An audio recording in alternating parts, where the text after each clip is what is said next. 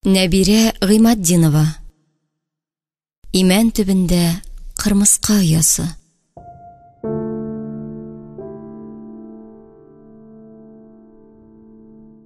Беренче бүлек. Һаман бер күренеш, һаман шул. Әйтерсең тузган иске китап. Хәтер 100 ҡат уҡылған битен ҡайыра да ача, ҡайыра да ача. Әнә мин сара ҡырғый тауыш белән ҡышҡыра-ҡышҡыра болонны кисеп үтә. Җил дә исәргә иренгән тыныш иртә. Урам очындағы юл өҫтөндә сырт җылытҡан 3 эт әше тауышҡа дәррәү уянып, йоҡосон бүлгән хәйерсез хатын артынан ташлана. Алар үкшәдән тешләргә җыйынғандай һау-һау өрөп, хәттин генә озата бара. Ҡапыл ғына Ҡазанға китергә ниәтләп турларында ҡайнашҡан ир, мин Сараның шашынған ҡиәфәтен йыраҡтан уҡ күреп, тиз генә машинасынан мылтығын тартып шығара. Һәм аңардан да битәррәк ҡайнарланып, гөрөс-гөрөс һауаға ата. Этләр шинашып ҡойроғон бот арасына бөтәрли. Булат, анда имән төбөндә ҡырмыҫҡа оясы. Ул хәле бетеп иренең ҡочағына ауа.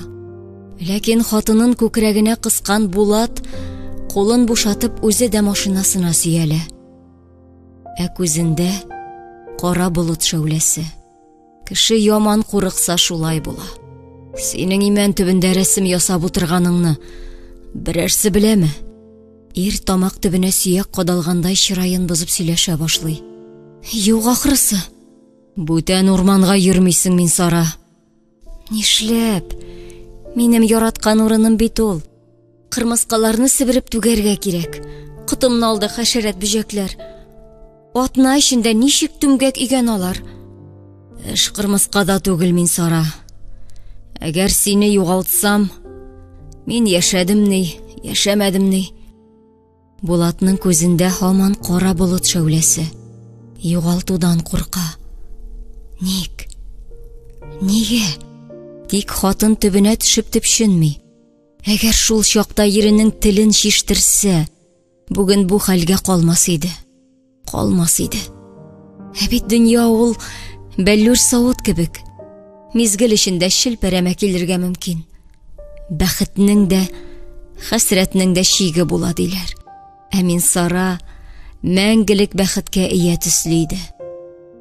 Ул язмыш суҡмағының ҡайсыдыр бер боролошонда хәсрәт сағалап торор дип һич тә уйына китермәде. Бәхеткә табан илткән юл өзөлдө. Ә хәсрәт дәвам итә. Аның әлегә ҡәдәр ахыр шиккә җитеп терәлгәне юҡ. Сине юғалтудан ҡурҡам дигән ир шушы киштә үк үзе юғалды. Томандай эреде, суға батты, жир йотто. Ҡысҡасы, юғалды. Юғалды. Командировкаларда йөргән көнөндә 10 мәртәбә шылтыратҡан Булат, тәүлек буйы дәшмәгәч мин Сара аның Ҡазандағы офисына китте. Алар жан дусты Ғамил белән уртаҡ фирма ойошторған иде. Бәй, ул коттеджда бот күтәреп ятмыймы ни? Диде Ғамил шаяртыпмы, чынлапмы? Арды, мунча яғып туйғанчы йоҡлап, 2-3 көн сәләмәтлегемне нығытам дигән иде бит.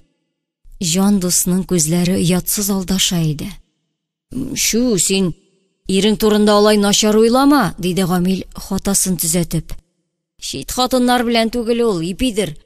Син 3 айда Булатның ҡойроғон бозға ҡатырдың, ҡысҡай. Мин Сара диде үлә егет. Сиңа хыянат итмәй инде, борчылма. Йөрөйҙөр камада шәләй-вәләйләр белән балыҡ ҡаптырып. Аның ҡармаҡ тотса, шулай донъясын онота торған ғәҙәте бар. Мин Сара барыбер тынышланмады. Ғамил ашыҡ ауыз дустын сатып өлгөргән иде. Димәк, мунча керә. Димәк, йоҡлай. Ҡаядыр, кем беләндер. Ирнең хыянәте бәғерне көйҙөрҙө. Жүнләп йәшәмәс борон, жүнләп бер-берсенә ияләшмәс борон, алдына тау кебек хыянәт ишелде дә төштө. Бүтән ул Булатны эзләмәскә булды. Чөнки күңеле белән 7 ят көндәшенә беркетеп ҡуйды. Тик Ғамилнең генә ҡыланмышлары сәйер иде. Ул 3 көннән соң дулап коттеджға килеп керде. Ҡайда Булат? сез минем белән ниндидер уен уйныйсыз. Мин сейфтагы документларны, банк кагазларын ала алмыйм. Ачкыч иреңдә. Мин Сара эчендәге рәнҗүен басып, ялышаган бугай аңа, диде. Һәм шкаф тартмасыннан бер көлтә ачкыч алып Гамилгә ыргытты. Шушылармы? Мин тагы фирманы талап качкансыз мәллә дип шикләндем. Рәхмәт. Зал диварларына рамнар белән каймаланган картиналар эленгән иде. Гамил аларга күз йөртеп, "Да, Булат өйләнде дә куйды шул сиңа, кызкай.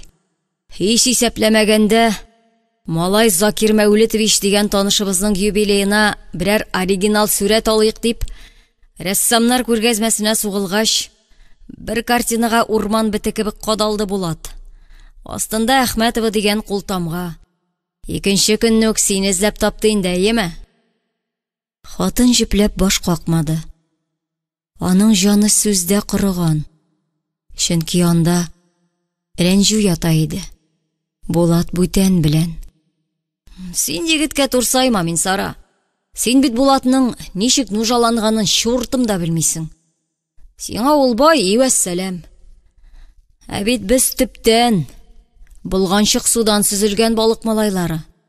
Авырлык белән студент вакытта төзелештә шабашкада шиләнеп иске генә Жигули әтмәлләдек икебезгә. Шуның белән Самарадан сыра ташып урамда саттык. Бандитлар 2 тапкыр кыйнады безне. Аяк-кулларны сындырдылар. Үзләренә өлеш сорадылар. Без барыбер бирешмәдек. Этләнә кибет ачтык. Башта берне, аннары 2-не, 3-не. Әкияттәге кебек байый башладык. Әнә 2 завод сыра кайнатты. Аларны сатып, хәзер 3-нчесенә, иң иресенә керешәбез. Ихтимал иң табышлысына. Бүген җыен вакыт ягышпана бәйләнми, чөнки без яллаган түбә Казанны дер селкетеп тора. Узакламый Канар утрауларында биләмәләр сатып алыр үзеңә Булат. Шунда рәхәтләнеп рәсемнәреңне ясарсың, кызкай. Миңа монда да рәхәт. Күңел илереп елый иде. Булат бүтән белән. Эй, монда нәрсә инде, кызкай? 10 йортлык караңгы ташландык авылда Булат бу йортыгызны салды инде. Кунакханә төзетте инде. Елына 20-30 кеше кунадыр инде анда. Сиңа шушында рәхәтме инде? Гүя мин Сара һава суламый. Гүя ут йота. Аның эче тышы яна иде. Шуңа күрә ул Гамил белән бәхәсләшергә дә теләмәде. Юкса ул әйтер иде. Күңел сыйган җир дөньяда иң матур, иң якты урын ул дияр иде. Булат кайткач, артык каты бәрелмә, мин Сара, диде Жандус, ачкычларын учында биетеп. Адашкан малны абзарда кыйнамыйлар. Балык иратны әсәр әйтә дә куя шул. Егет сине генә ярата, бел. Хатын кунак артыннан ишек капкаларны бикләде. Бүлмәләр шыксыз һәм салкын иде. Ул баскычтан бер өскә менде. Бер аска төште. Зур йортта аның җанын сыендырырлык нүш калмаган төсле тоела иде. Хыянәт шул рәвешле килә микәнни ул? Дөньяны караңгылыкка чумдырып, күңелне таптап. Авыр. Нәрсә генә уйлама, бөтенесе дә Булатка барып тоташа.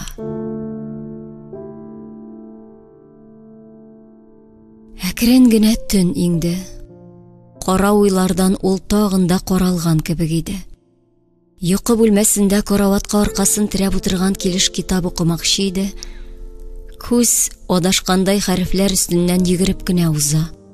Җөмләләрнең мәгънәсе башына сеңми иде.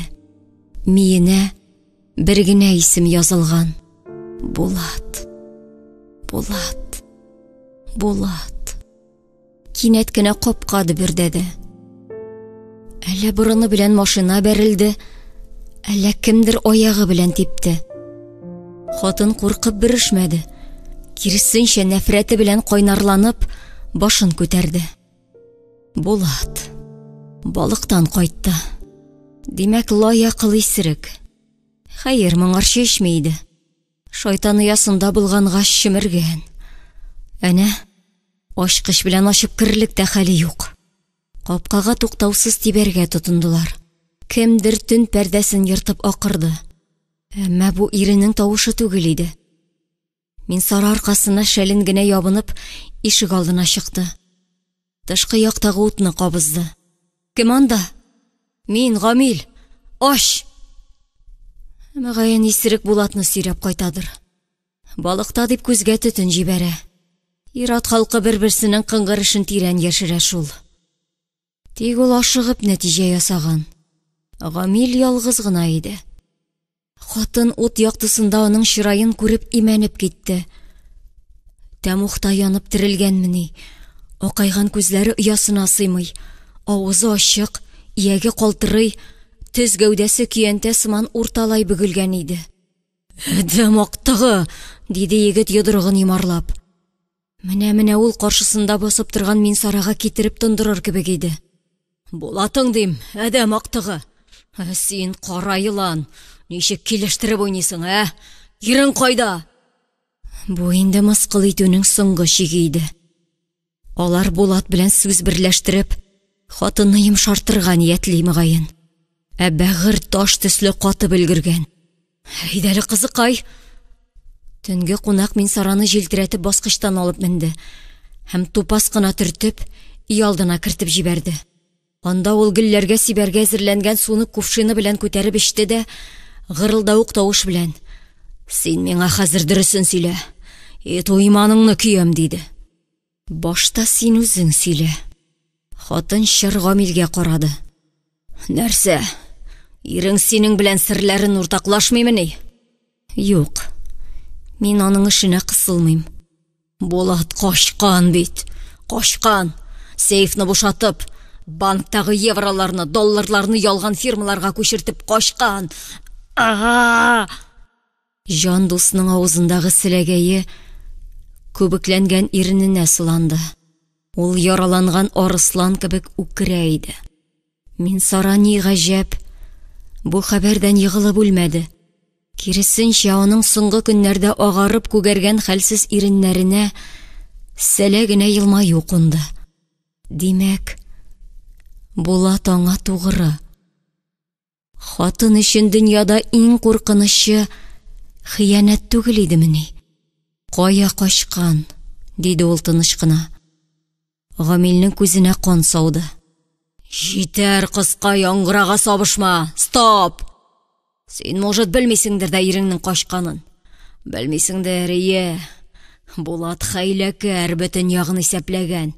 Сыраз артыннан кумасыннар дип сине монда калдырган ул. Янәсе үзе балыктамы, шунда чурттамы? Сине мишень ясап күзеңне буды, әдәм актыгы. Ну, карбыз ерак тәгәрәмәс, крутой егетләрдән эзләттерәм мин этне. Кыстырам мин акчаларны». Әйе, хатын өчен дөньяда иң куркынычлы хыянәт иде. Хатын кыз нинди кыйммәтләргә табына бит. Кемгәдер акча мөһим, кемгәдер ирек, кемгәдер тугрылык. Минсарага соңгысы кирәк иде. Ул яны чыгып киткән Гамилне бүтән тыңламады. Йөрәк татлы изрәүдә качкан дигән дәһшәтле сүз жан дусының теленнән ычкыну белән офыклар артына ук таралган иде. Бираздан колакка аның шомлы кайта авазы килә башлады. Качкан. Кая качкан? Ник качкан? Моңа җавап юк иде. Акча урлаган имеш. Бу бит инде аның ирен караклыкта гаепләү була. Карак микән соң ул? Менә аңа әдәм актыгы исемен тактылар. Гамил акылдан шашкан ахрысы. Жан дустының кесәсен чист тартмас Булат. Дөрес, ул Минсараның гомер итә бергә картайган ире түгел. Мөгаен кыска гына арада бер-берсенең холык-фигылен өйрәнеп тә бетермәгәннәрдер әле. Яраткан кешеңнән шикләнү гынах. Ул җүләр баш шушы гынахка батып алды бит әнә. Ирен бүтәннәр куенында дип дилерде. Көнләшсәң аң томалана, күз тына икән. Минсара сабырлыгын җыеп бер төенчеккә тинәргә тырышты. Тик түйенчекнең бавы шишелә дә, уйлар белән шикләр төрле якка сибелә иде. Икенче көнне Гамил 4 әзмәверне яртып тагын килеп керде. Ул һаман тынычланмаган бит. Йөз шешенгән, күзләреннән ачу нәфрәт ташы иде. Кул сыймаган тишек калдырмагыз. Тентегез, диде Жандус, борынын җиңешенә сеңгереп. Мунчасында гаражында актарыгыз. Йокы бүлмәләрен бигрәк тә. Син кыскай. Ул мин сарага төртте. Нервларым тузмасын дисәң тик кенә утыр. Милицияга шылтырату файдасыз һәм кирәксез мәшәкать. Булар үзләре погонлылар. Сез нәрсә эзлисез соң? Хатын сагайды. Акчамы? Хоп, өстенә бастың. Әгәр йортыгызның асты өскә әйләнмәсен дисәң әйдә, орнын күрсәт кыскай. Мин сарада мал кайгысы идемни. Ул гомер бикләнмәгән бәләкәй сейфны ачты һәм идәнгә инҗе муенсалар, алтын алкалар, көмеш беләзекләр себереп төшерде. Әмма Гамил аларга акаеп кына карады. Мин сиңа сайысканмы әллә? Бу ялтыравыкларга кызыгырга. Акчалар дим, акчалар кая яшерелде? Булат белән безнең уртак акчалар. Аннан Жандус өметсез генә кул селтәде. Эй, син шәпши маңгыра баш икән бит, малай. Син шул имән төбендә яфрак ясап утырырга гына яраклы җафа икән бит, Әйдәгез, эшкә тотыныгыз. Син буларны җыеп куй. Хатын кызларны таламыйм мин. Аннан тыныч кына киндереңне буявыңны дәвам ит. Нинди агач бу? Гамил диварга сөяп куйган рәсемгә бармагы белән кадады. Имән ахрысы. Нишләп ул җирдә үсми? Әле төгәлләнмәгән ул, чөнки икенче катта дөбердәгән тавышлар ишетелде. Күрәсең, әзмәверләр шкафларны аударалар. Шкаф артында сейф. Сейфта акчалар. Юк, бусы мин сара фантазиясы.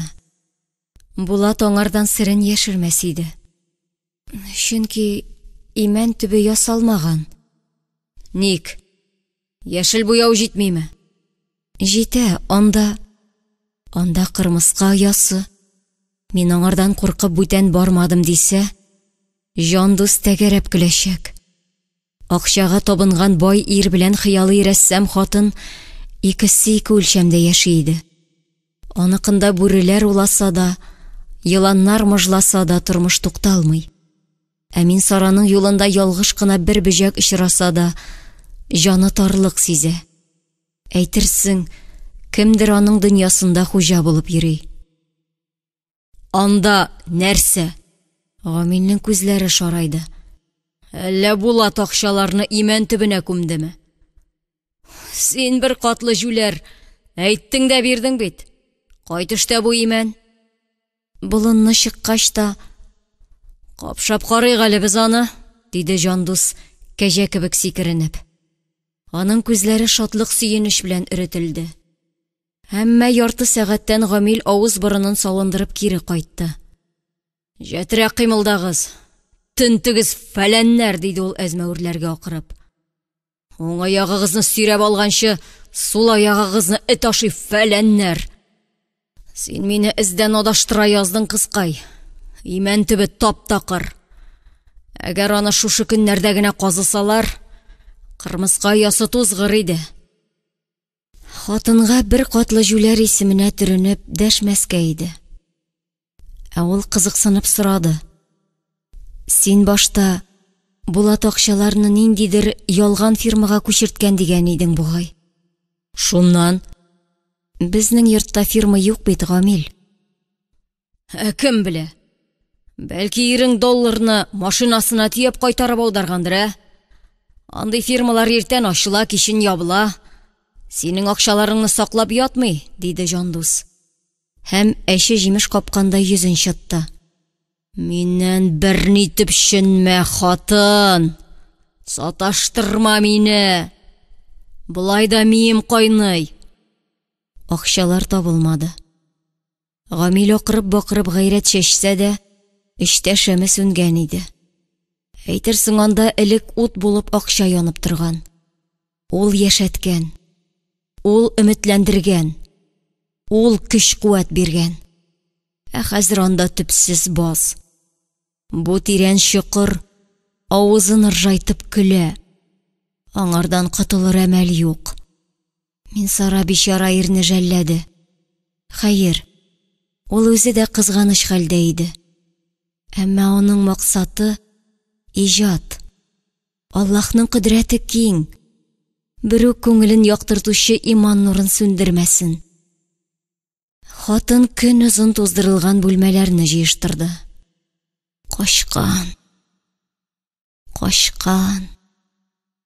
Йөрәкне чәнчигән әлеге шомлы сүз башына уй төшкән саен әрнетеп сызландырып ала иде. 3 көннән Гамил тагын аларга сугылды. Ул шактый гына шәбәйгән кыяфәттә иде. «Ни эш кырасың, Минсара?» – диде егет өзек-өзек йиткереп. «Булатны сагынып саргаясыңмы? Чын дус бит ул минем, әйе бит? Ну, аркага шәп кададым алай. Дошман булса, күкрәккә чәнчер иде. Ә бу чын дус бит. Якын итеп, яратып, кабырга арасына пычак тыкты. Үзеңнән чамалыйм. Сез сүз берләштермәгәнсез. Син ярты жан бүген кыскай. Ярты билләһи. Ну, үзеңне тышкан кебек кимермә. Түс. Моннан соң мин дөньяда бер кемгә дә ышанмыйм. Ни туганнарга, ни дусларга, ни кыз катын җенесенә. Но бер нәрсәгә иманым камил. Булат сине юллап кайтачак, Минсара. Шунда ботыннан эләктереп, муенын бурабыз без аның. Минем егетләр әзер. Жандус сынап озак кына хатынга карап торды. Минсараның тамак төбен утлы күмер көйдерде. Ул күз яшен боз итеп катырырга, еламаска тиеш иде. Булат аны эзләп кайтмаячак. Күңел шулай сизә. Ә аның әлегә кадәр ялгышканы юк. Әмма хатын барыбер көтәр. Таң туды исә көтәр. Кич җитте исә көтәр. Ул башка берәүне дә яратмас. Мәхәббәтнең әүвәлгесе һәм актыккысы Булат булыр. Көтәр. Икенче бүлек. Көтә. Әйе, менә 2нче ел көтә. Көннәрне, айларны, елларны һаман шул бер күренеш узата бара. Минсара кычкыра-кычкыра болынны кисеп үтә. Анда, имән төбендә кырмыска ясы. Бүтән урманга йөрмисең, Минсара. Жанда үкенү. Шынлап та шул вакытта Булатның телен чиштерсә, бүген бу хәсрәткә тармас иде ул. Жанда тагын бер үкенү. Монысы үпкә рәнҗү белән иретелгән. Ичмасам мин исән дип бер хәбәр салса иде. Минсараның сиземләү сәләте тутыкмаган. Исән анысы. Дөньяның теләсә кайсы кыйтгасына ачарлык дәрәҗәдә ирекле дә ул. Ә менә хатын тоткын. Төрмәгә әйләнгән бүлмәдә 2нче ел җәфалана. Гамил карары белән. Кашкын дусты көтеп тә пәйда булмагач, йорт тирәсендә тузак корып туйган егет үчнең 2нче төрле алымына күчте. Так, Минсара кыскай, 4 әзмәвер яллап көн-төн коттедж сагалау артык кыйбат бит әле. Миңа бүген ыштан бавын кысыбрак бәйләү мәслихәт. Давай, кунакханәгездәге берәр бүлмәгә урнаш. Бу хан сарае ялгызыңа шыксыз зур да бит әле. Күренми бит теге карагың, 3 ай узды бит, Хатын карышмады. Гамил аңа булай да мәрхәмәтле иде. Булатка үчеге буланы буып та үтерергә мөмкин иде. Алай дисәң, Минсара Жандуска тере килеш кирәк. Чөнки Булат өчен ул алдавыч иде. Баксаң, Гамил кытышкыч каты бәгырле кеше булып чыкты. Минсара кичкенә генә, тар гына бүлмәдә сакчы белән яшәргә тиеш иде. Син дә ирең артыннан кыякламассың дип кем әйтә? Диде Җандус. Көндез ишек, төнлә тәрәзә бикләнмәгән. Әйдә, бүлмәдәшең белән таныш. Гел карадан гына киенгән бер хатын аякларын сузып түрдәге караватка утырган да пыш-пыш тәмәке тарта иде. Сашка апа, менә сиңа яңа объект. Гамил Минсараны төтенгә уралган карачкыга табан этте. Сез төрмәдә кешеләргә күкрәк номерлары тагасыз бит. Моңа ничәнчене шәписең, үзең кара инде. Үзеңнең маңгаеңа йодрык белән шәпәгәнче тай җәме. Хей, Сашка апа, сине зәһәр дигәннәр иде шул егетләр. Хак икән. Хуп, мин сезне кавыштырдым. Түләү килешенгәнчә, Сашка апа. Минсара ир артыннан чыкты. Гүя дөнья көзге. Һәм ялтыравык пияладан хатын үзенең ялвару тулы карашын күреп шаккаткан иде. Синхар, минем ирегемне шикләмә, диде ул үксеп. Ал, барысын да ал. Йортны да, кунакханәне дә. Тик Сашка белән генә бергә яшәттермә. Йортың да, кунакханәң дә минеке дип сана инде син. Кәгазьләргә имзаңны гына сырлыйсы бар. Да, Сашкага хатын кыз исеме Рәм, да. Тупас, әшәке имансыз кемсә ул. Элекке төрмә сакчысыннан ни көтәсең инде? Ну, объектны шәп саклый диләр, так что качам дип өтәләнмә син, кызкай. Минсараның күңелен кап-кара болыт сарды. Яңагын чылатып аккан күз яше нигәдер салкын иде. Елап кызгандырам димә, кызкай. Мин барыбер сине иреккә җибәрмим, диде Җандус катгый гына. Ирең акчаларны бирсә, 4 ягын кыйбыла. Кызгансыннар дип еламый иде Минсара. Аның өчен кинәт кенә яшәүнең яме җуелган иде. Тоткын рәссам. Я, кайсы иҗат кешесе читлектә илаһилык тудыра ала? Яшь хатынның нәкъ менә дәртләнеп эшләр чагы иде. Төптән ургыган чишмәне таш белән бастырган кебек була түгелме соң бу? Алайда ул өметләнеп, миңа урманнарда, болыннарда йөрергә, кешеләр белән аралашырга ярыймы, диде. Юк, кунакханә кырыеннан ары узмыйсың. Туган тумачаңа без ирем белән сәяхәттә дип хәбәр ит. Хәер, син дөмә ятимә бит әле. Ахирәтләреңне якын китермә. Син юк, вәссәлам. Авылда сиңа иш белән куш Сашкада, теге дивана Хәлил белән сөйрәлешеп Гөлмия бикә. Пожалуйста, җыйнаулашып шүкердәшегез капка төбендә. Я нәрсә? Яңа дусларың ошамыймы әллә? Да, син бит әле югары даирәдәге ханым әфәнделәр белән генә аралашкан рәссам. Язучылар, архитекторлар диемме? Күргәзмәләр, кичәләр, теше елмаюлар, сез фәлән-фәләнович, сез фәлән-фәләновналар дип кыйрык булгап кына эндәшүләр. Күрәсеңме, Ходай безне ничек җәзалый? Минем алымнан колак кактырып, сине төрмә сакчылары, диваналар, фахишәләр белән янәшә утыртып. Ничава, түзәрбез. Гамил үз алдына сөйләнде дә сөйләнде. Үзе бер туктаусыз күкрәген уды. Нидер кыздыра, чукынчык. Безне тукмаганнар иде дим бит. Булатка әз тамыздылар, миңа күбрәк. Күкрәккә суктылар. Шул вакыт әрни. Стресс та бәрде, чукынчык. Гамил бетеренгән дип сөенмә тагы, кызкай. Әле синең ирең белән исәп-хисап ясалмаган. Кунакханәдә 10 бүлмә, Гамил. Дустың хакына шуның берсен бир, зинһар. Дустым? Кем дустым? Булатмы? Кан дошман ул хәзер, надан. Минсара ирне ярсытты гына. Миннән рәхим шәфкать көтмә. Кунакханәне мин буш тотаммы әллә? Сине дә тәккә генә ашатып ятаммы? Идән юасың син, кер юасың, бел. Биредә экзотика яратучы халык массасы куначак. Казанга якын. Клиентлар буарлык. Сау бул, кызкай. Хатын миңгерәү сарык төсле озак кына ишек төбендә таптанды.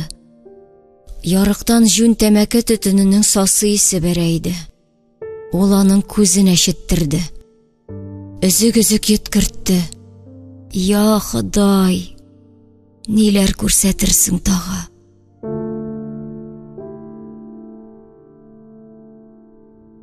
Бүлмәдә куе төтенгә уралып, Сашка гыр-гыр йоклый иде. Шунда гына ул диккать белән аның йөзенә карады.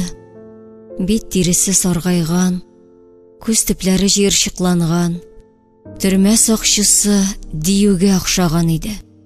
Хәзер үк рәссам фантазиясыннан башка гына киндереңә күчердә куй. Хатын шәлен бөркәнеп кире бүлмәдән чыкмакчы иде, дию җанланып, "Тукта", диде. Сакчының күзләре шар ачык иде. "Мин тоткын икәнемне беләм, апакаем." Мин Сара бармагын бөгә-бөгә санарга кереште. Кесә телефоныннан шылтыратмаска, чит ят белән сөйләшмәскә, кунакханәдән ары узмаска. Әгәр шушы кагыйдәләрне үтәмәсәм, син шалт минем маңгайга агач мылтыгың белән. Әйеме? Сакчы шаяртканны яратмады. Усал гына кашларын җыерды.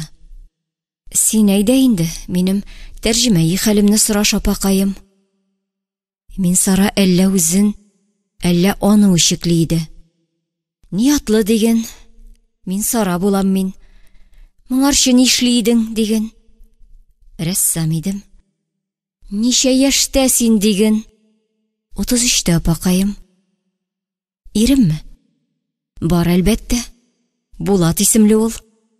Бик гайрәтле иде дә бит. Нишләптер мине сөяк кебек этләр авызына ыргытып качты. Югыйсә бәләкәй буйлы ябык хатын аның күкрәк кесәсенә дә сыяр иде. Шулаймы, апакаем?" "Ник сорашмыйсың, ә? Төрмә жаргонында шәп аңлыйбыз без. Миңа нинди сан сугасың инде, апакаем. Әйдә, җиделене сук." Дию киерлә-киерлә идәненә төшеп басты. Аркасы бөкре, куллары килбәтсез озын, тезләренә хәтле салынган иде. Диюдән битәр үрмәләп баручы хәшәрәт тараканны хәтерләтә иде ул. Җитмәсә өстендәге киеме дә шыксыз. Итәк кебек киң балаклы чалбары билдән бермәл итеп тегелгән иде. Каушап артка чигенгән Мин Сара карават тимеренә бәрелде. Сәгать сайын, көн сайын күз алдында бөтерелгән шушы коточкыч ямьсез сүрәт, мәгәен матурлыктан ераклаштырып, иҗатына кара пәрдә ябачак иде. Булай да күңелендә яктылык юк иде бит инде, бер Аллам. Сашка ванна бүлмәсендә ат төсле пышкырына битен юды. Ул юешләнгән кыска чәчләрен бармаклары белән ян-якка тарый-тарый, бүлмәдә арлы-бирле йөренә башлагач, Мин Сараны тук көтте. Тәртип бозсаң, изәм, сытам, үтерәм дияр. Төрмә каргалары шулай өркетә. Моңа хезмәт өчен түлиләр инде. Объект ничә тәңкәлек икән соң? Сакчы хатын йөрде дә, лап итеп караватына ауды. Тәмәке катыш тир исе борынны ярды. Күңел булганып, укшыта иде. Гомердә дә мунча күрмәгән ахры бу таракан. Моның белән ничек бер бүлмәдә яшәп бетмәк кирәк? Апакаем, ваннага җылы су тутырыйммы? Юынырсың, диде Мин Сара. Ул шушы кемсәгә дә үзе хезмәтче булырга әзер иде. Юк! Сашка акырып кына салды. Әлегә хәтле үз тормышын ничек кирәк шулай көйләп җайлап яшәгән Мин Сара чарасыз иде. Ул берни дә үзгәртә алмаячак. Берни дә. Киресенчә, бүген аның дөньясын үзгәртәләр. Рәссам хатын язмыш тәртәсенә җигелгән ат шикелле авыр арбасын өстерәп барырга тиеш. Турдагы эскәмиядә утырырга рөхсәттер бит. Һич югы, диде Мин Сара бирешеп. Нәрсә, рөхсәтме дим? Ярый әле җәй иде. Әзмәс котылу бар иде. Ә кыш җитсә, тар бүлмәдә шушы таракан белән ничек сыешыр икән? Юк. Анда хәтле Булат бер хәл кылыр. Кайтмаса да намусы уянып, җан дустына урланган акчаның яртысын бирер. Аннан Минсараны иреккә җибәрерләр. Ул бит Булатсыз 32 ел гомер чиккән хатын. Тагын элеккечә рәсемнәре белән ялгыз гына яшәр. Ялгыз. Бу уйдан җан бозланып эши. Булатны очратканга кадәрге гомерлә ул 32 ел. Егет белән танышып, бәхетнең тәмен, мәхәббәтнең кайнарлыгын татыганнан соң, ялгызлык тәму газапларына әйләнмәс микән? Капка төбендә сул кулы белән биленә таянган Гөлмия көнбагыш чиртә иде. Борынгы һөнәр иясе Казаннан кайтып, әнисенең иске йортын сипләде. Минсара аны үткән-сүткәндә генә күрә, һәм нигәдер исәнләшмичә уза иде. Сәлам, Минсара. Сине монда күчергәннәр икән, диде Гөлмия сөенгән төсле. Сөенерсең дә. 3 катлы коттедждагы тәкәбер байбикә кунакханәнең кичкенә генә бүлмәсендә интегә.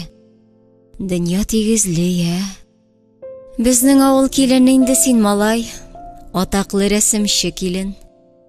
Булатның бит аның бабалары бездән. Булат минем яшьтә шул, малай. Ну, мине сөймәде җегет. Бушка да йоклый идем, расход чыгармый идем. Карамады җегет. Очрады ул миңа проспект трассасында әллә ничә тапкыр. Теге 2 бите чатында. Офиска мебель сайлыйм диде. Әллә ни уйлама тагын. Мә. Хатын аңа көнбагыш сузды. Кабыгын рәхәтләнеп җиргә төкер. Үзем сиберәм. Гамил мине отельгә администратор итеп билгеләде. Акча кирәк бит, малай. Эш юк шәһәрдә. Трассага бездән яшьрәкләр агыла. Ирләр хәзер сирәк туктый анда. Кризис бит. Хатыннарын гына кочаклап яталар, каһәрләр. Рәхмәт, мин көнбагыш яратмыйм. Минсара җимезләп аяк астында пырхылдашкан күгәрченнәргә амлады. Әнә, кышларга сип. Синең минем белән сөйләшәсең килмидер инде, малай. Җирәнәсеңдер инде. Фәхишәнең буявы юкмы анысы? Отельгә Гамил мин хуҗа ди. Дөресме? Белмим. Булат аңа саттымы ни? Белмим. Булат үзе чит илдә сәяхәттәме? Белмим. Теге синең бүлмәдәшең. Убырлы карчык кем соң ул, малай? Ай, котсыз. Белмим. Әйтәм бит аны. Миннән җирәнәсең. Сүз жәллисең хәтта. Фәхишә начар кеше шул инде. Гафу ит. Мин үзем начар, диде Минсара йөрәгенә тиелгән ташлардан авырайып. Коттеджыгызны җыештыручы Әклимә апа сине әйбәт дия иде. Фәрештә кебек гөнаһсыз карчык алдамас. Гөлмия кесәсендәге көнбагышларны күгәрченнәргә сипте. Ашагыз, нарасыйлар, ашагыз.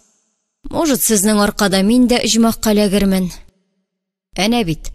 Бер Фәхишә эсседән әлсерәгән эткә кыюдан су тартып, галуш төбенә салып ишерткән дә. Алла аңа оҗмах ишекләрен ачкан ди. Миңа ди инде анда керүләр. Кисәүгә әйләнгәнче яндырырлар инде безне. Мине тыңлап ялыкмадыңмы, малай? Минсара үз алдына әйтеп куйды. Ялыксам кая барыйм? Әйе, кая барсын? Уңда да, сулда да капкалар бикле. Әйтерсең, дөньяга тоташ йозак иленгән. Артына борылмыйча да тоя иде. Тәрәзәдә 2 күз, зәһәре белән пыяла тишә. Таракан сакта. Чырайсыз, төссез көннәр күпмегә сузылыр.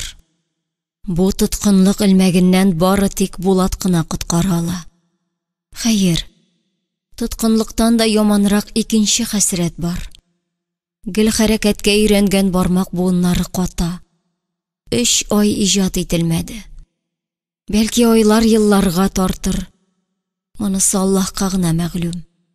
Менә ул хәзер яраткан урыны имән төбендә искизлар сызар иде. Шәхси күргәзмәмне оештырам дип канатланып йөргәндә генә ниләр булды? Бәлки Гөлмиягә эш сирен шишәргәдер. Ул милиция чакыртыр иде. Бер катлы җан. Фәхишә белән икегезне урманга илтеп йомдырырлар. Җәй кыска иде шул. Аны елап көз алмаштырды. Кыш исә салкын.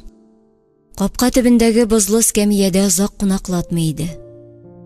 Сашканың хисапсыз кушаматларына тагын берсе өстәлде. Телсез. Ходай ни ир, ни хатын затына охшатып әвәләмәгән бу кемсә көннәр буе караватында тәмәке пыскыта. Һәм тукта, кер, чык дигән 3 сүздән башка җөмлә төзеп сөйләшми иде. Аның каравы карашы белән генә чәнчә. Карашы белән генә идәнгә кадаклы иде. Бер көнне мин Сара коридорда Гөлмияне очраткач, уңайсызланып кына: "Синең эш бүлмәң бармы?" диде. "Әлбиттә, малай. Кунак-мунакны мин номерларга урнаштырам ич. Полный хуҗабикә кебек инде, малай. Кайчакта сиңа кирип утырырга ярыймы?" "Миңа? Кит, малай. Безнең ише сәләмәләр белән аралашырга хурланмыйсыңмы?" Хурланмыйм. Хатынның тик томалдан ачуы кузгалды. "Үзеңнең фәхишә икәнеңне секунд сайын кабатлама, зинһар. Белдек бит инде, белдек. Сиңа минем бер генә үтенечем, Гөлмия. Мин кергәч гел нәрсәдер сөйлә. Миңа ничек тә акылдан язмаска кирәк. Радио Хәлилдә бүлнистән чыккан. Терелмәгән түлке. Журналист иде заманында. Дураклангач эшеннән сөрделәр. Ул да отельгә керештерә. Кумыйм инде, әдәм баласы бит, жәлке. Күршемдәле минем. Зарарсыз кеше ул үзе. Баш капкачымны ярып, радио тектеләр. Иштә гел нәрсәдер мытырдый ди бичара." Гөлмиянең бүлмәсе аларныкы белән чагыштырганда болын иде. Булат белән яшәгәндә ул кунакханәгә бер тапкыр да аяк басмады. Мин Сара дөньясын онытып киндергә багынган иде. "Шикләнмә, уз, миндә чиста. Ирләр ап килмим, үз избамда буш әнә", дип акланган Гөлмиягә ул рәхмәт дияргә дә өлгермәде. Ишектән дәү генә иске бүрек кигән баш сузылды. "Хәерле кич, хөрмәтле радио тыңлаучылар. Соңга ул яңалыкларын тапшырабыз. Мансура әбиләрнең ата мәчесе 2 симез тычкан тоткан. Һәр кайсы 3 кило имештер. Гамил әфәндене әле генә ашыгыч ярдәм белән Казанга озаттык. Үпкәсе шешкән имеш. Хәзер һава торышы белән танышыгыз. Синоптиклар хәбәр итүенчә, төнлә 40 градус салкын. Аракы градусы белә бутамагыз, җәмәгать. Көндез 30 чамасы. Кызлар, исәнмесез, җан кисәкләр. Бүген сездә кунакта мин, радио Хәлил Басыйров." 3нче бүлек. Ул тыңлады. Ул кушылмады. Ә алар җүләр белән Фәхишә җырлады да елады. Нүешкә пускан рәссам хатын бу икәү өчен ни барысы тере сын иде. Сагыштан җан өтелеп, уйлардан дөньялар кителеп кышта үтеп китте.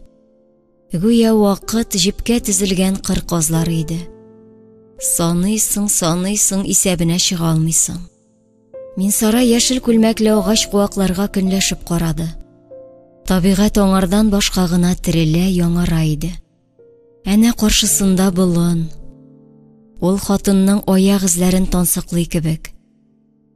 Ә болын артында, урманда, имән. Аның 7 яшел яфраклары моңсу гына шыбырдашып: "Мин Сара, кайда син, мин Сара?" дип пышылдыйлар микән? Хәлил җүләр диләр. Мөгаен ул саташкандыр. Буяу, киндер аның тешләренә кереп интектерә ләбаса. Ә Булат? монысы иң тирән яра иде. Ул нинди генә дарулар сөртсәң дә төзәлмәячәк иде. Онытам димәде мин Сара. Чөнки ир онытылмаячак. Ир мәңге тутыкмас хәтер иде. Яратам дип йөрәгеңә язганнан соң, шуны пычак белән кырып кара син. Капка төбе бердән бер аралашу урыны иде. Сүзе, гайбәте, хәбәре, сагышы, моңы белән. Язмыш аны 4 кешелек сәхнәгә менгезде. Артистлар Сашка Таракан, Радио Хәлил, Фәхишә Гөлмия, Тоткын мин Сара үзләре уйлап тапкан рольләрне башкара. Һәм бу уен бер нинди мантыйкка да сыймый иде. Гамил өстемә җикренде. Атыл бәясен арттырды. Бер төн куну 2000 сум ди. Кем андый акча түләсен дә, кем безнең шу буясында аунасын икән? Һәнәтрәк, эш бәндә балыкка дип авылга килгән иде. Айнымыйча иштеләр дә хәзер йоклыйлар. Ал син шулардан 2 мең. Гөлмия шык-шык эскәмия кырыена аягын бәрде. Хәерле көн, газиз радио тыңлаучылар. Сезне авыл яңалыклары белән таныштырам. Сәмигулла картның сарыгы бәрәнләде. Бәрәннең уң аягы кара, сул аягы ак. Айыгы 2 төрле кыскасы, әнкәләре имезми ди. Сәмигулла карт аптырашта, ул кәҗәсенең сөтен савып эчертсен мәллә, хөрмәтле радио тыңлаучылар. Шул мәсьәләдә сездән тәкъдимнәр көтәбез, языгыз, шылтыратыгыз. Сезгә хәерле көннәр, эшегездә уңышлар теләп, мин Радио Хәлил. Кешеләр кая шылтыратыр икән түлке? Кесә телефоным юк. Хәлил аптыраган кыяфәт белән мин Сарага текәлде. Хатын үз роленә күчәм дигәндә генә кунакханәдән 3 ир килеп чыкты. Айнадыгызмы, сәрхүшләр? Кая акчагыз? Хуҗага ләклим бит. Гөлмия чәчрәп аларга табан барган иде. Озын буйлысы аны читкә кагып мин Сарага ябышты. О, нинди асыл кыш бу? Ничек син шибәркәй кичә үк безнең күзгә шалынмадың икән? Икенче әзмәвер ятсызланып мин Сараның күкрәгенә үрелмәкче иде. Хәлил аның беләгенә асылынды. Кагылма, хәшәрәт! Ул да түгел. Өченчесе Хәлилне җилкәсеннән умырып тотып койма буена селтәде. Радио аңын җуйды. Үтерәләр дип разбуй салган Гөлмияне эскәмия астына ук тибеп ишырдылар. Һәм ишәүләшеп мин Сараны кунакханәгә сөйри башладылар. А-ну-ка, банда! Җибәр! Жива! Калын тупас тавыш һаваны дер селкетте. Бусагада бер мәле штанын күкрәгенә хәтле күтәргән Сашка тора иде. Менә ул аякларын айырып басты да, мыш-мыш сулап җиңнәрен сызганырга кереште. Фу, нинди җен карчыгы безгә мишәйт итә монда, егетләр, диде беренче әзмәвер шаркылдап. Алай да ул кулын бушатты. Икенчесе Сашканың аяк астына кәгазь акчалар ташлады. Тавышланма, әбекәй. Без аудан кайтабыз. Бу асыл кыш безнеке. Акчаңны мүкәләп җыйда, җимешләп чәйш. Ник шушы карашкыны юмалыйсың? Хәзер мин аңа ишрәм чәен. Өченче әзмәвер йодрыгы белән Сашканың борынына кундырды. Әмма әбекәй егылмады. Үз чиратында куш аяклап әзмәвернең эченә китереп типте. Калган икәве аны-моны аңышкан арада гайрәтләнгән Сашка рәшәткә кайырып алып, такмаклый тегеләрнең башына тиде. Мин җен карчыгы да түгел, мин әбекәй дә түгел, мин Афган сугышларын кичкән солдат. Сезнең ише бук капчыкларын күп тишеп агыздык без. Аннан соң ул ыштан балагының иченнән пистолет тартып чыгарды. Сезгә 3 минут вакыт. Аякланып тайыгыз моннан. Өлгермәсәгез атам. Радио Хәлил белән Гөлмия билләрен уа-уа тордылар да, әзмәверләрне типкәләргә тотындылар. Атыл хакын түләгез. Кесәгездәге акчаларыгызны бушатыгыз. Жива! Ату Сашкадан артчымычыгызга аттырам, диде Гөлмия батырайып. Хөрмәтле радио тыңлаучылар, соңгы яңалыкларның тагында яңарагын тапшырабыз. Хәлил сокланып Сашкага карап куйды. Авылга бандитлар төркеме һөҗүм итте. Тик аларны карт солдат, яшь солдат, әби дә түгел үзе, карчык та түгел, уртача яшьтәге Сашка солдат пулеметтан сиптереп җиргә түндерде. Җиңү безнең кулда, хөрмәтле радио тыңлаучылар. Совет армиясына ура! Кайнар ноктадан репортаж ясаучы мин, Хәлил. Мин Сара шок хәлендә иде. Ул күрә алмаган. Ул нәфрәтләнгән. Ул дөньяның бер хәшәрәте санаган Сашка таракан, Сашка дию, Сашка телсез аны нинди хурлыктан йолып калды. Югыйсә акчага кызыгып күз йомарга да була иде. Аның вазифасы качмасын дип хатынны саклау иде. Якларга дигән шарт юк иде анда. Сашканың борыныннан кан саркый иде. Бүлмәдә хатын аңа: "Битегезне юеш сөлге белән сөртимме?" диде. "Үземнең дә кулым эшли." "Рәхмәт сезгә, Сашка." "Мин Саимә атлы. Төрмә кушаматы ул, Сашка. Иренмәсәң ванныга су агыз. Күптән сугышкан юк иде. Бармаклар калтырый." "Рәхмәт сезгә, Саимә ханым." "Әйдә, ханым дип культур-мультур сайрама. Мин сезнең ошындык телегезне яратмыйм." Сашка Саимә юынгач, карават астындагы иске чемоданыннан чиста киемнәр алып киде. "Сиңа шөгыль кирәк, балакай", диде ул беренче тапкыр объект турында кайгыртып. "Булай гомереңне бушка яндырып, җаның үлә синең." "Сез дә бит гел караватта тәмәке пыскытып ятасыз, Саимә апа." "Миңа карап атыңны дулатма син, балакай. Минем өчен яшәү уты сүнгән инде. Теге фахиша белән җүләр синең күңелеңне бер ни белән дә тутырмас." Гөлмия ул панельдән китте. Хәзер тәүбәгә килеп дугалар укый, намазга өйрәнә. Хәлил абыйның җүләрләнүе Аллаһ җәзасыдыр. Анысы без барыбыз да җәза корбаннары. Кулың ни эш белә? "Мин бит рәссам", диде мин Сара. "Их, син надан" дигән ишарә белән. "Гамил әйтмәдеме ни? Кем синдә казынган ди? Миңа кешенең бер кызыгы да юк, балакай. Рәсемне ничек ясыйсың?" "Бәрәч. Кул белән?" "Аяк белән ясамыйсыңдыр анысы." Сашка Саимәнең тавышы тупасланды. "Мастерскояң бармы?" "Бар иде.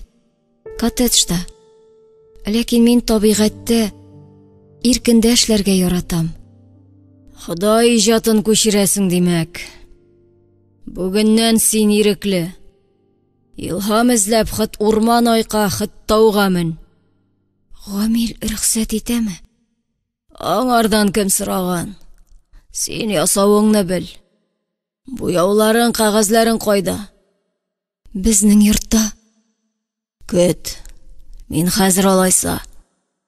Син теге төрмә сакчысы дигәч тә тупас аңгыра дисез мәллә. Мин 14 яшемә хәтле барлык татар китапларын укыдым. Китапханәче китап җитмәгәч күрше авылдан ташый иде. Мин дә сезнең кебек ышынып культур-мультур сөйләшер идем дә. Табигатем кушмый." Озак та үтмәде. Кочагы белән әйбер күтәреп Сашка Саимә кайтты. Очты мин Сара болынга. Очты. Гүя ирек аның иңнәренә канатлар үстергән иде. Әмма урман авызындагы имән янына барырлык көч тапмады. Юк, курку юк иде. Дөньяда әнә кырмыскалардан да хәтәррәк хәшәрәтләр мыжлый. Хатын түмгәккә чүгәләде. Сары чәчәккә бал кырты кунган иде. Ул елеп аңа сулышын өрде. Бая гына ачынган күңел кинәт кенә буйыккан иде. Хит урман айка, хит тауга мен диделәр аңа. Ул уе белән анда сугыла, монда сугыла, әмма күңелен утыртырлык урын тапмый иде. Имән төбендә генә тынычланыр кебек иде Миңсара. Ник бик тиз әйләндең әле, диде Сашка Саймә. Ул тәрәзәләрне тутырып ачкан, бүлмәне җилләтә иде. Бармакларым каткан. Язылмый дип алдашты хатын. Язылыр, син яшь. Тузлы суга тыгып йомшарт. Кара әле, балакай. Мин Казанга эш белән барам. Әгәр мин качсам, ихтыярың, артыңнан бер кем дә этләр үстертмәс. Гамилгә ни диярсез аннары? Гамил бетәшкән. Ширләшкә, балакай. Ярты ел миңа түләми. Алайса ник мине бушка саклыйсыз? Төпшенмә, балакай. Мин кич кенә кайтам. Курыкма. Моннан соң сиңа тимәсләр. Ләкин Ходай сакланганны саклармын дигән. Төз атасыңмы? Сирда өйрәнгән идем. Сашка Саймә аның кесәсенә пистолетын салды. Шулай ышанычлырак булыр. Сез кем, Саймә апа? Йырткыч җанвар, балакай. Гафу итегез мине, Саймә апа. Мин сезне күңелемнән генә рәнҗеттем бит. Сезгә әллә нинди кушаматлар тактым. Сез мәрхәмәтле җан икән, Саймә. Кайчан кеше айырырга өйрәнермен икән. Сайрама. Рәсем яса. Капка төбендә ул аңа кат-кат кул булгады. Әллә бүлмәдә шубырын калага сыптырдымы? Диде Гөлмия көнбагыш кабыгын төкереп. Ну, сугыша, малай. Иратларыңны урып бирә. Әйтмисең инде, сер итәсең. Кем тиешлесең бу Сашка-машка сиңа, Туганыңмы? Дустыңмы? Эй, кимәгез белән сер күлендә йөзәсез. Эй, Гамил абзыкаебыз бирегә табан теркелдәп маташа. Гөлмия тышкан кебек жәлт кенә кунакханә ишегенә чумды. Гамил карт алаша сыман аякларын көчкә сөйрәп атлый иде. Төрмә чыпчыгы белән боткагыз пешкән икән, диде ул ках-ках йөткереп. Ду куптарып, буяу помалаларыңны җыештырып китте, убыр. Яз белән бергә иҗат дәрте уяндымыни? Хатын былтыргы чүбүләннәре белән каралып каткан ерак басуларга төртеп. Булат кырларны сөреп чәчтерә иде. Ник син кадерсезләп җирне ялатасың? Кыр ди монда хәсрәтем. Бизнес төтенсез янды. Яшь сыра корольләре хуҗа хәзер безнең сферада. Алар белән көрәшерлек рәттә акча да юк. Исәнлек тә чамалы. Җирне дә, коттеджны да, кунакханәне дә сатам мин. Закон бозмыйм. Син аларны миңа күчердең. Кара, сүз уңаенда. Син ирекле кызкай. Гафу, мин ялгыштым. Булат сине юллап вакланмады, Аны дөмектергәннәр, валлах. Үлмәсә ул сине армия яллатып коткарыр иде. Ник бөтенесен дә сатасың, Гамил? Авылдагы йорт Булат төсе. Аны кире миңа бир. Шу кызма чибәр кызкай. Синдә бүген шүрәле сымак шәрә. Сыйыныр пычмагың юк. Син бит карак хатыны. Мине соңгы тиенемә хәтле талаган әдәм актыгы синең ирең түгел идемени?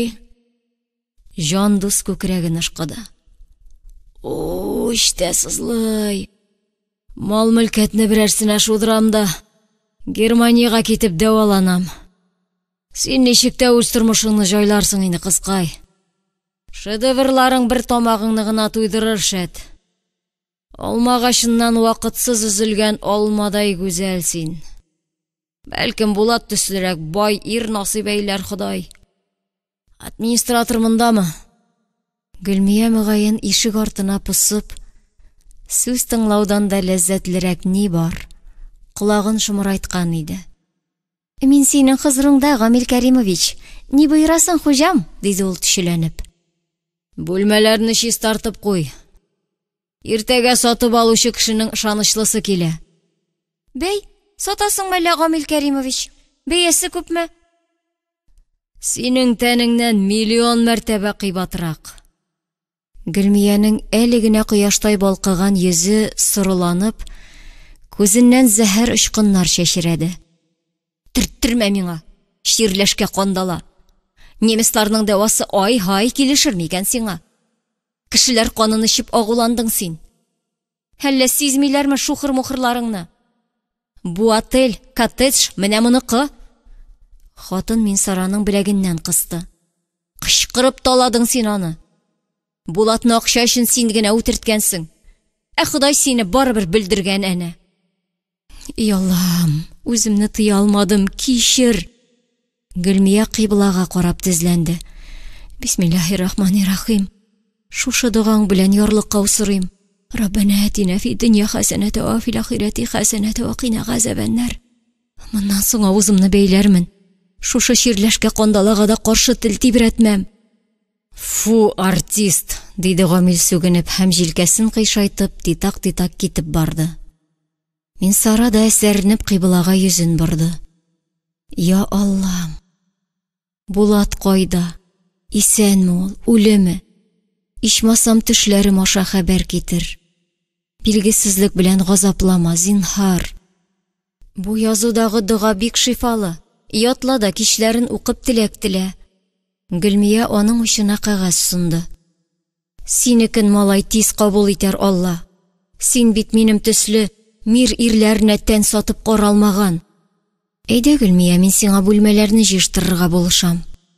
Эй, малай, нәфис кулларыңнан идән чүпрәге сыктыраммысың?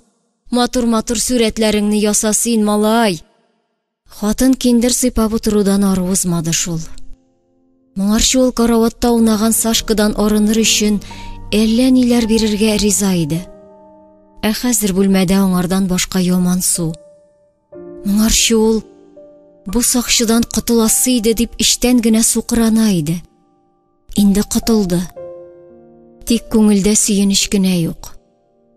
Югыйсә дөньяның бикле ишекләре шартлап ачылды. Минсара яралы җанвар кебек ыңгырашты. Булат.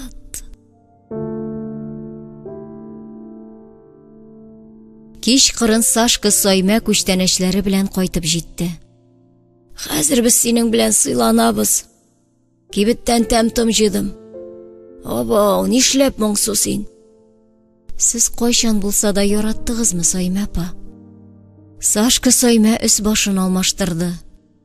Бер мәле штанын кимәде ул. Бөгәрләп карават астына бәрде. Яраттым. Ямсыз көйдә яраттым.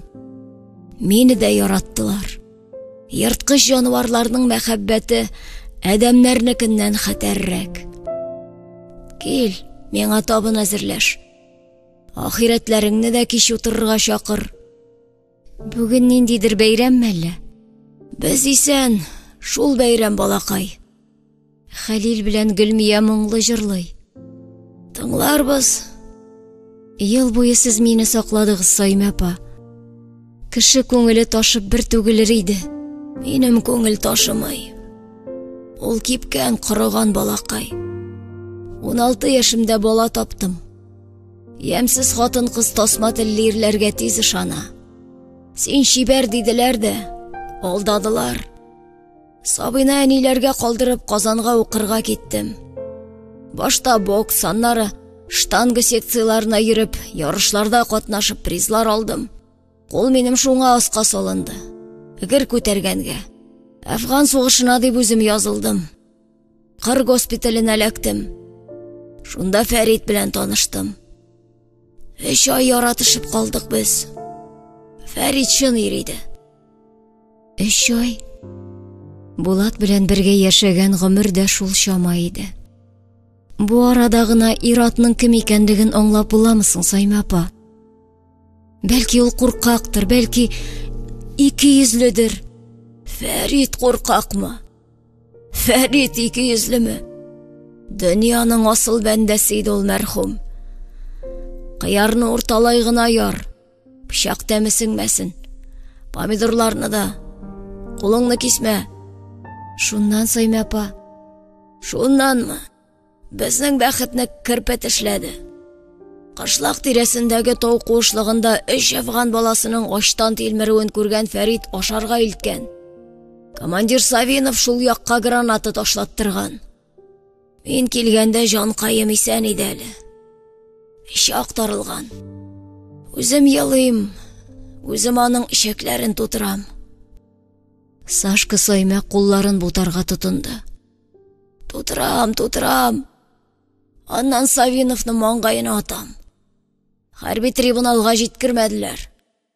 Союзга аткардылар. Туган авылга юнәлдем. Әнкәй вафат икән. Кызым Казанда, балалар йортында икән. Тәгәрәпләр үләсем килде шул чакларда. Кирәк бит. Мине алдаган хәсрәт ирбәндә сычрады. Истерек. Телендә кабахәт сүз. Рәхәтләнә мине мыскыллап. Баганага 2 генә сыладым моны, шундук җан тәслим кылды. Үземне үзем җитәкләп милицияга илтеп яптырдым. Баштагысында куштылар да 10 ел срок чәпәделәр. Төрмәдә мин 2 генә ел ябуда булдым. Хатыннар үзара сугышканда айрам дип, байтагын баш аркылы чигәнмен. Аны нәчәлник күргән. Оң кулы итте ул мине тәртип урнаштырганда. Соңыннан да срочно эшләттерде. Но бер шарт белән. Мин төрмәдә надзиратель булып калам. 3 елдан ирләр колониясына күчерделәр. Зверь Сашка диләр иде тоткыннар. Ней баш кисәр рецидивистлар миннән шүрли иде. Сашка, тик Сашка. Тарттым, сүгендем, сугыштым. Пенсиягә чыккач начальник, кая барасың ди. Сукбай мин дим. Йортсыз, гаиләсез. Таныш егетләргә сакчы кирәк ди начальник. Важный объект сакларга ди. Миңа ни дим. Ятарга сәке бирсәләр, тартырга тәмәке. Әдәм көлкесе. Важный объект дигәнең шәбеш хәтлегенә кыз катын икән. Балаң кайда ул, Сойма апа? Син бит әни кеше. Ярар. Тирәнгә кермик, диде Сашка Сойма кырыс кына. Ахирәтләреңне моңлы җырлыйлар дисеңме? Табын әзер. Чакыр. 4-нче бүлек. Ул бүген дә тәрәзәдән карап калды. Ир болынга табан турылаган иде. 3-нче көн шулай. Бу авылга кем килмәгән дә, кем китмәгән. Хатыналарның берсенә дә игътибар итмәгән. Ә монысын күзе белән озата. Һәм 100 төрлегә басып көтеп ала иде. Яңа хуҗа. Гамил күзен дә йоммады. Булатның шәхси милкен кычкыртып сатты. Коттеджда, кунакханәдә, кырбасулар да чит ят кулында. Тик җан дус акчасының гына рәхәтен күрмәде. Салкын җир куенына кирип ятты. Үпкәсе чирегән диделәр. Үләр алдыннан ул мин сарага гынах капчыгының бавын шиште. Бәлки кичерерсең, бәлки кичермәссең. Анысы да, монысы да синең ихтыярда. Мин бит Булатыңны үтерергә җыенган идем. Зур акчалар күзне буды, аңны томалады. Малыңны җан дус белән бүлешмәсин дип шайтан миемә чүкеде. Киллер бияле явыз юш борын Булатка сатылган икән. Мин аны соң гына ишеттем. Ирең ялган паспорт белән чит илдә типтерә хәзер. Акча диңгез. Өйләнгәндер, мут егет иде бит. Хатын йөзен каплап ишеккә атылды. Тукта, диде Гамил үлем әчесе белән. Булат артыннан ук синең муеныңны борырга кушкан идем мин. Бәхетең план җимерелде. Сине үтерергә ярамый. Син җим өчен кирәк идең. Ә Булатың кайтмады. Кайтмады. Сине югалтсам яшәдемни, яшәмәдемни. Яши. Югалтса да яши яна. Сашка Сойма көн аралаш Казан юлын тапты иде. Мин Сараның мендәр астына пистолетын тыга да, Ходай сакланганны саклармын дия дә, аңа кем тисен ди. Гамил кабердә, кунакханәдә тынлык. Бүлмәдән кумыйлар, киресенчә, яшәү шартларын яхшырттылар. Сашкага айрым почмак бирделәр. Яңа хуҗа ышанычлысы аркылы түләтмибез дигән. Бер заман түләгез диярләр анысы. Коры рәхмәт өчен генә бушлай яшәтмәсләр. Мин Сара тормышын өр-яңадан башларга тиеш. Рәссам сыйфатында ул үз-үзен югалтты бугай. Иҗатташлары өчен Мин Сара бай ир каптырган тәкәббер хатын иде. Шуңа күрә аның турында кайда икән, нишли икән дип беркем дә пошынмагандыр. Рәссамнар арасында да көндәшлек көчле. Аның читләшүенә сөенгәннәрдер мөгаен. Шәхси күргәзмә турында тиз генә хыялланасы да юк. Чөнки Гамил коттедждагы дистәләгән картинаның таныш белешләренә я саткан, я бүләккә өләшкән. Имән төбенә барып ауса, аның тыныкланган, төссезләнгән, илһамсыз, дәртсез иҗат учагы яңадан дөрләп кабыныр төсле иде. Ник ул шунда талпына да, аннары капыл гына җаны карышып, кире чигенә соң әле. Моңа бер аңлату булса икән. Тәрәзә турысында Хәлил кычкырды. Радио сөйли, чыгыгыз, чык! Гөлмия ишекне ачып, әйдә малай һава сулыйбыз, бер ыштан радио тыңларбыз. Кайчакта тиледән дә хак сүзләр ычкынып куя, диде. Радио Хәлилнең авызы ерык иде.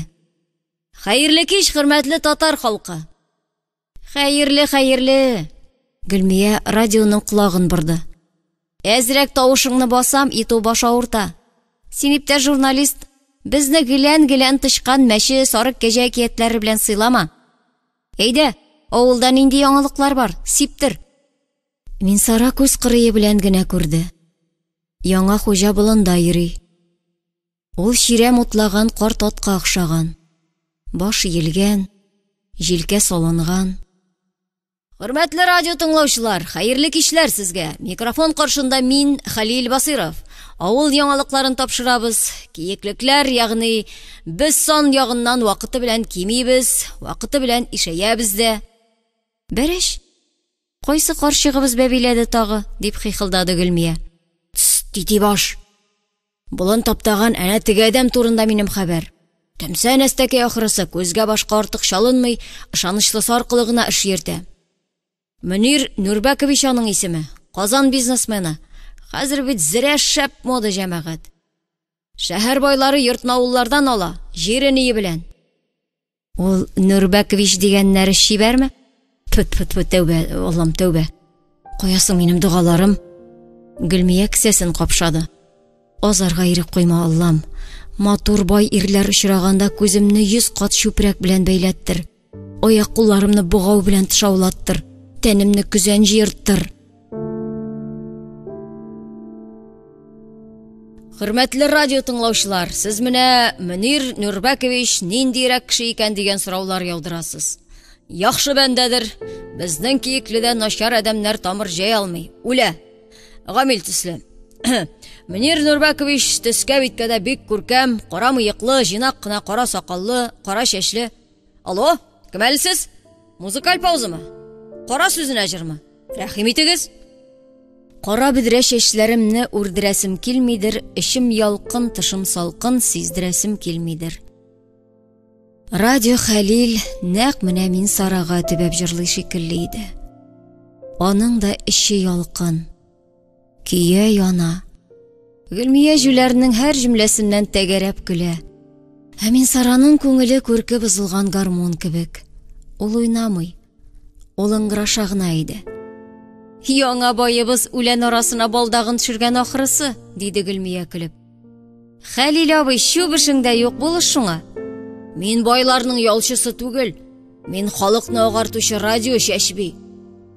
Радио үпкәләде. Ай Аллам, төзәтмичә сөйләмәссең дә инде. Туктале, балдакны үзем эзләшәм.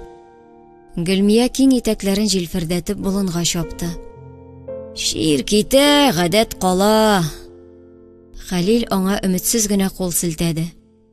Телең дуга ятлап, күзең ирләр капшап, тиз генә тәүбәгә килә алмассың, иркәм.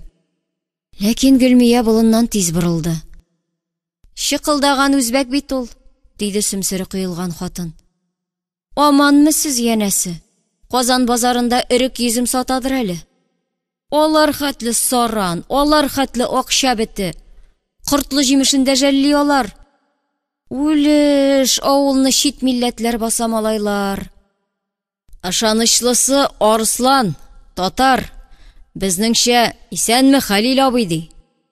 Менә булай. Хәлил исәнләшергә дип Гөлмиягә кулын сузган иде, тегесе җенләнеп, "Кәмит уйнам әле", диде. "Ялланырга дисәң, безнең татарга куш инде. Билен бөгә дә куя. Әнә трассада безне кемнәр чүпли иде? Әрмән, грузин, Азәрбайҗан, Кытайлар да хәттин иде. Кытайлар да. Татарыбыз сирәк кенә. Чөнки маңгай тиресен тамызып көн-төн кемгәдер эшли ул.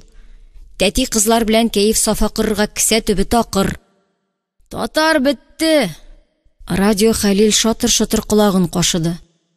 "Радиосы да үлде татарның." "Әйе, дөрес, үз-үзен санламаган милләт бүген без. Шуңа күрә мактанырлыгыбыз да юк. Менә кара инде безне җә. 4 татар без бер җирдә. Кайсыбыз җүнлә? Хәлил акылсыз журналист, мин фәхишә, Сашка төрмә чыпчыгы. Ә син?" Гөлмия буйыгып кына утырган Минсараның беләгеннән чиметте. "Син җебегән. Рәссам башың белән ширләшкә гамилдән үзеңне талаттырдың. Булатың кайда синең җә? Ник милиция аша зәттермисең? Кемнән куркасың? Җибегән." "Кычкырма, трассада тамак яр", диде Хәлил аңа акаеп. "Мине трассага бастыручы да үзебезнең татар", дип кызды Гөлмия. "Татар мәктәбендә эшли идем мин, радио абый. Русча укытабыз дип татар әфәнделәребез, татар ханымнарыбыз балаларын күрше мәктәпкә ташыды. Анда һәр сыйныфта 30-40 укучы, суларга һава юк. Ләкин русча укыйлар. Ә бездә 7-8 бөртек. Шуннан сездә бала саны аз дип, сызгыртып классларны яптылар. Һәм эт койрыгы кебек безне кыскарттылар. Кая баш төртәсең җә? Ашыйсы килә, киенәсе килә. Ничарадан бичара мир ирләрен назладым мин. Трассада күп милләтле фәхишә, бик белсәгез. Марҗасы, чувашы, марие бергә буталган. Кичер Аллам, маңгаемны җиргә урып ялварам. Гөнаһларымны кичер." Хатынның күзендә яшь тамчылары җимелдәде. "Елама, сеңел. Хәзер радионы кабызам. Сиңа музыкаль сәлам юллыйбыз. Тыңла, сеңел." Хәлил сузып-сузып җырлап җибәрде. "Сезнең күлдән казлар китә, түгәрәк күл кипкәнгә. Әллә, дустым, үкенәсеңме? Яшь гомерләр үткәнгә." Аның да күңеле йомшарган иде. "Эй, Гөлмия сеңел, безнең радионы да сез саф татарча сөйләп, татар теленең гомерен озын айтасыз. Ә телнең безгә тизрәк үлүе кирәк дип, үзебезнең татар түрәләре яптырды. Һәм эфирга җин шырдый-бырдыйны тутырды. Хәзер дикторлар заманча диджейлар дип атала, ягъни агач телле дәҗҗаллар. Сәлам, бүген сезнең белән булам мин, Фәрхәт Сабиров, көннең 2нче яртысына кадәр көтеп звоноклар. Алло, алло. Чыгарга маташа кайсылыр элемтәгә безгә, видимо, ерактан. Так, иптәшләр, дуслар, языгыз смслар, привет дигез башында, укырмын мин барышында тапшыруның боерса Худай. Яңа көн сәламнәре белән җырлый төнге урам белән Әлфизә Кыямова, кадерле дуслар. Шу, Хәлил абый, күлдереп эшне катырма. Син моннан соң үз радионы ватып, Фәрхәт Сабировныкын аш, диде Гөлмия. Безнең татарга шундый ошый бит аның. Ашармын менә, көт. Хәлил бик тиз рәнҗиде. Әмма яңадан урап килгәндә рәнҗүе онытылган була иде. 4 татар. Чынлап та һәр кайсы үзенчә бәхетле һәм бәхетсез. Өчәве әле ничек тә яшәү өчен тырмаша. Тик мин сарагына тормышка ваемсыз. Иренең мал-мөлкәте өчен көрәшмәве табигый. Байлык белән балык икесе дә шума. Кулдан тиз шуа. Булат серле рәвештә югалды. Аны эзләтеп ни файда? Тапкан тәкъдирдә дә аңа үзеңне көчләп тагудан ни мәгънә? Ә менә иҗатка битарафлык, гафу ителмәслек җинаят. Ул Ходай биргән сәләтен үз куллары белән күмде. Адәм баласы чәнечкеле тимер чыбык белән уратсалар да, күңеленнән генә каядыр ашкынырга тиеш югыйсә. Хатын Гөлмиянең иңнәренә орынып, «Рәхмәт», диде. «Бәрәш, тиргәвем өчен рәхмәт дисеңме? Әйдә, син дә Хәлил абый кебек авызыңны турсайт». «Рәхмәт». Минсара җиңел генә урыныннан кубып, мольбертын алып чыкты. Көн аяз, баш очыннан көлтә-көлтә мамык болыт йөзә. Аны тишеп үткән кояш нурлары ширемне алтын су төскә буйый иде. Әллә болыт арасыннан, әллә хыял артыннан иярде. Алар уфыкка хәтле куышырлар иде мөгаен. Җир астыннан калыккандай, үзбәк юлын бүлде. «Аманмысыз?» Хатын йөзен сакал-мыек баскан яңа хуҗа белән баш кагып кына исәнләште. Шушымы инде ул ничә көн тәрәзәдән күзләгән кеше. Мөнир Нурбәкович имеш. Син үзбәк агае, мин татар рәссамы. Син минем иремнең йортында яшисең. Ахмак, нинди ир, нинди йорт. Ярдәмчесе аркылы гына эш йөрткән алып сатар, Гамилнең кем икәнлеген дә белмәгәндер әле. Аны йөгерә-йөгерә Гөлмия куып тотты. Сашка апа кайтты, сине сорый Минсара, тиз. Ә син, кара сакаллы үзбәк туганым, авылда килеп сарганда базардагы җимешләрен кыртламас микән? Бәйләнмә. Минсара тел бистәсенең кулыннан тартты. Әйдә. Сашка Саимәнең саргылт йөзеннән шатлык куаныч бөркелә иде. Әй балакайлар, күкрәк шитлекләрем киңәйде бит әле минем. Куануларымның шамасы юк. Кызымны таптым мин. Ай буе нишләп Казан юлының тузанын исни икән дип аптырашкансыздыр. Мин бит аңа кирәк түгел. Ул төрмәдә гомерен череткән хатынга төкерер дип пошынган идем. Юк балакайлар. Кызым миңа нәфрәт тотмаган, шөкер. Ай, сербазын тирән казыйсың, Сашка, дип тел шартлатты Гөлмия. Казанда ни йомышың барсың дигәч, пенсиямне дөрес шутламаганнар янәсе. Документларны төзәттерә янәсе. Алдакчы. Эй, балакайлар. Иртә кычкырган күкенең башы ярыла дияр иде безнең әнкәй.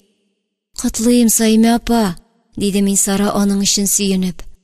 Менә дөньяда бер бәхетсез җан кимеде. Рәхмәт Аллаһы Тәгалә. Син шиксез мәрхәмәт иясе. Ул бәхет тамчыларын әз-әзләп Гөлмиягә дә, Хәлилгә дә өләш. Әй балакайлар, соңгы тапкыр кара яндырып киретәм дә ташлыйм тартуны. Ике анагым үсә икән. Аларга үрнәгә бик кирәк. Сашка Саимә шырпысын сыза алмый. Кулы дерелде иде. Әй, диде ул папиросын урталай сындырып. Тартмаган нәрсәмени? Мин хәзер яңадан туарга әзер. Кызым хакына, аныкларым хакына. Моңарчы Худайдан гел үлем сораган идем.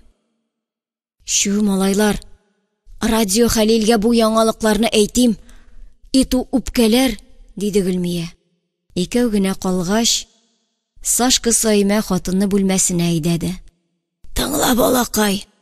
Кызым Алия балалар үзәге җитәкчесе икән.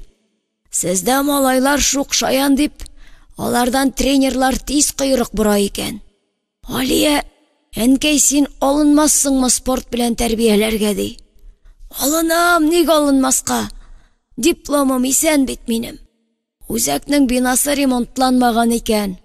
Зал бүлмә диварларын бизәргә рәссам кирәк. Эшнең уяты юк, әйдә кил. Атаклы исемең җуелмас, борчылма. Сиңа хәзер кул шымартмыйча ярамый. Бармаклары каткан имеш. Язылыр менә. Мине югалтудан курыкты ул. Ә үзе исән ди Гамил. Чит илдә ди. Кем балакай? Ирем, Үткәннәр белән яшәмә син, балакай. сез минем фаҗигамны пичагымда белмисез бит, Сойма апа. Сорамадыгыз да хәтта. Кызык түгел дидегез. Хәзер дә сорамыйм, балакай. Ирең исән икән, синсез генә яши икән. Димәк, аңа шулай җайлы. Димә, Сашка Сойма сумкасында актарынды. сиңа мин кесә телефоны белән номерымны калдырам. Ныгытып уйла да, киләм дип шылтырат. Теге пистолетны кайтар. Уенчык кына ул. Чын кебек, әйеме? Оныгыма бүләк итәрмен. Шулай, балакай. Үткәннәр белән яшәмә син. Ничек инде үткәннәр? Ничек? Сез Фәритегезне хәтерегездән сыздыгызмыни инде, ә? Фәритне? Ник сызыйм мин Фәритемне? Ул минеке. Үлсә дә. Синең ирең чагыштырма, әйеме? Алар икесе ике кеше. Сашка Сойма нервланып элеккеге гадәте белән тәмәке савытын ачты, япты. Аның күгәргән иреннәре тартырга көйләнеп бирешкән иде. Фу, шайтан алгыры. Тартмаган нәрсәмени? Ишек шакыдылар. Мөмкинме? Мөнир Нурбаковичның ярдәмчесе Арыслан мин апалар, диде яңгыравык тавышлы егет. Ямаш. Безне куасызмы? Сашка Сойма надзиратель чакларын исенә төшерде бугай. Һөҗүмгә әзерләнгәндәй аякларын айырып басты. Тыныч апалар, тыныч. Көйләмә. Төрмәдә генә тыныч идек без. Елешеп сугышсак та үзебезнекеләр, үтерешсәк тә үзебезнекеләр. Сез чужакларыным. Мин бүлмәне бушатам. Әгәр бу хатынны җәберләсәгез, башыгызны шәрдәклим. Ул уенчык пистолетын егетнең борын төбендә уйнатты. Атам, шылдымы? Кайда синең хуҗаң? Мөнир Нурбакович сырхаулап тора. 2 ай элек инфаркт кичергән иде. Авылда һава әйбәт, терелер иншалла. Дөрес аңлагыз, ул сезне кунакханәдән кумый апалар. Ярдәм фәлән кирәксә тартынмасыннар ди Мөнир Нурбакович. Без чужакларның ярдәменә төкерәбез, инем. Әлдерт моннан. Сойма апа дырфалыгы белән бөтен эшне бозды. Сырар иде ярдәм мин Сара. Коттеджда төгәлләнмәгән картина ята. Имән сүрәте. Гамил аны сатмагандыр. Менә хәзер шуны хатынга китереп бирсеннәр иде. Их, Мин 3 айга түләдем. Икебезгә дә. Гөлмия шаһит. диде Сашка Сойма. Рәхмәт. Авыр булса хәбәр сал, балакай. Моннан да авыррак тагын ни булыр икән? Син хаклы, Сойма апа. Үткәннәр белән яшәмәскә кирәк. 5-нче бүлек. Сашка Сойма иске киемнәрен иеп яндырды да 2 кулын селкеп китте. Төрмәдән байып чыкмыйлар шул. Өчәү аның белән саубуллашкач, шипчыклар кебек эскәмиягә тезелештеләр. Булында хуҗа икәнен сиздереп үзбәк йөри. Әле бер түмгәккә, әле икенчесенә куна. Кара тегенең кыланмышын. Мамык кырында диярсең, валлаһи. Моның йөрәге кәҗәләнгән малай, диде Гөлмия белдекле кыяфәт белән. Ярдәмчесе Арыслан кыйыклатып кына, йөрәкне нинди үләннәр ныгыта ди. Кемнекен әйтәм? Хуҗаныкын ди. Өрек ашасын үзбәгең, әллә кайтышларын дәвалар мәйтәм. Әстәгъфирулла, тәүбә. Бу телемне нишләтим икән, Ичмасам син радионы кабыз, Хәлил абый. Хәерле көн, хәерсез милләттәшләр. Ялгышасын, Хәлил абый. Хөрмәтле милләттәшләр, җан кисәгем, хөрмәтле. Төзәтмә. Кичәгенә татар үз-үзен санламаган халык ул дидең. Я, алайса Фәрхәтнең радиосын сөйләт. Радио Хәлил каты гына җиргә типте. Әйем. Күршләрнең бәхәсенә кушылмаган мин Сара уе белән урманны гизә иде. Картинасын Арысланнан соратып алырга да, эшкә тотынырга вакыт. Ижат ясалмалыкны яратмый. Димәк, киндергә имән төбендәге кырмыска оясы да сыярга тиеш. Кешеләрдән айырмалы буларак, табигатьтә хәшәрәтләр юк. Кырмыска шулай ук Аллаһ иҗаты. Аңардан җирәнү зур гынах. Арысланга дару үләннәре җыешырга мәллә. Үзбәк тә кеше сыман кеше инде. Дүләнә аръякта күп бит безнең, иеме Хәлил абый? Үгез борында кызаргандыр, иеме? Әдәби телдә гөлҗимеш диянәсе. Халык тикмәгә генә үгез борынына охшатмагандыр инде, иеме Хәлил абый? Мәгънәсез син, Гөлмия сеңел. Радио Хәлилнең теле шишелде. Җыентысыз сүз белән Минсара ханымның колагын чүплисең. Миннән гыйбрәт ал, надан. Тыңлагыз, тыңлагыз. Татар радиосы сөйли. Киекле вакыты белән сәгать 9. Авыл яңалыкларын тапшырабыз. Дөнья күләм кризис киеклеләрне дә аямады җәмәгать. Халыкның күңел шишмәсе сайыга. Сүзе тозсызлана. Бирешмик милләттәшләр. Татар халкы иң авыр чагында үзен моң белән юаткан. Шарлык милләттәшләр. Җылык та милләттәшләр. Әллә елыйсыңмы, Хәлил абый? Елама. Минсара бөкрәйгән ирнең аркасыннан сыйпады. Ул бит, әнә бит, яшь егет белән аръякта үгез борын җыямды. Аның күзе ирләрдә, дугасы кесәдә. И бәгыр канатым, Хәлил абый, дип радионың битеннән үпте Гөлмия. Сине ташлыйммысың дөньяларында? Без синең белән бергә картаябыз әле газиз киеклебездә. Татар байларыннан акча теләнеп чын радио оештырабыз әле, Алла боерса. Фәрхәт Сабировларның борынына чиртәбез әле. Әйдә тор, аръякка икәү барабыз. Бездән башка яман сулама, Минсара. Илһам гаҗәеп нәрсә. Әгәр вакытың күп икән, ул синнән ерагая. Инде муеннан мәшәкатькә күмелгәндә, мин монда дип үрти. Һәм син карак төсле вакыттан минутлар урлый башлыйсың. Күңелемдә илһам сүнмәсен дия, җаның тәнең белән иҗатка чумасың. Бәлки, Минсарага да шөгыль табаргадыр. Сайма апасының тәкъдименә ник ризалашмаска ди. Яңадан яшим дигәч, бу авылдан кит тә яшә инде син. Исәнме, Минсара? Ай, диде хатын сискәнеп. Әгәр алдында үзбәк тормаса, ире дип саташыр иде ул.